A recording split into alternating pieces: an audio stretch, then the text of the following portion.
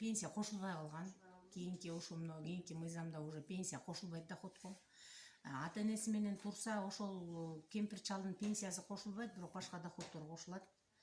Машинасы болобу, жер үлүшү болобу, ошол бир үйдө катталып айыл өкмөттөн бир азыр айыл программа деп калбадыбы, айыл өкмөттөр дагы ошо бүт базага киргизет. Баягы мурда чарба китептеги нерсени бүт азыр базага киргизип койгон. Ошо базадан чыгарган аныктамада жерлери, мал жаны, автомашинасы көрсөтүлөт. Бизде азыр силерге да маалымат катары айтып коеюн. Азыр пенсия доходко кирбейт. Айлык акы кирет. Башка нерселер кирет, бирок пенсияны алып салган. Анткени кемпир чал өзү убагында иштеген, ошону менет кылган, өзүнө жумшаш керек. Мурда пенсияны кошчу. Ооба, мурда кошулчу. Андан азыр биз түндүк деген азыр электрондук тутум менен иш алып барып атабыз. Түндүк деген бул бүт ведомстволор кошулган буга, налог кошулган, соцфонд кошулган, ГРС кошулган, паспортный стол жана ЗАГСтардын баары кошулган. Азыр келген деланы биз ошол түндүк деген бул базага киргизебиз. Компьютерге киргизгенде эле ал жерден мисалы үчүн машинасы болсо машинасы чыгат, ошого жаранга эмне тийиштүү болсо ошо үй бүлө мүчөсүнө. Мисалы алып келген справкада апасы, атасы, келини, баласы болот, ошолорго эмне тийиштүү бар болсо ошо чыгат да. Анан ошонун негизинде азыр чыкпай калат.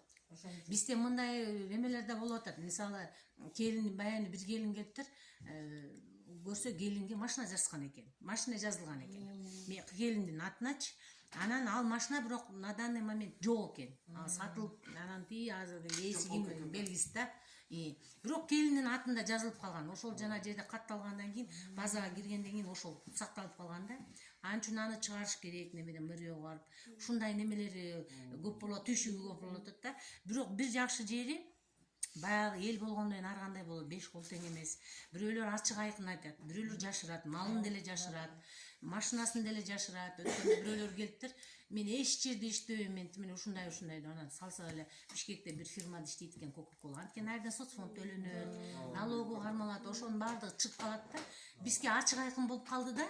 Биз ал клиентти базага салгандан кийин ал жөнүндө уже бүт информация чыгат да.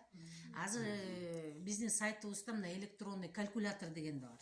Электронный калькулятор аябай ыңгайлуу нерсе. Буну ар бир жаран өзү деле мына интернет аркылуу биздин сайтыбызга кирсе, биздин министерствонун сайтына кирсе, электронный калькулятор бар.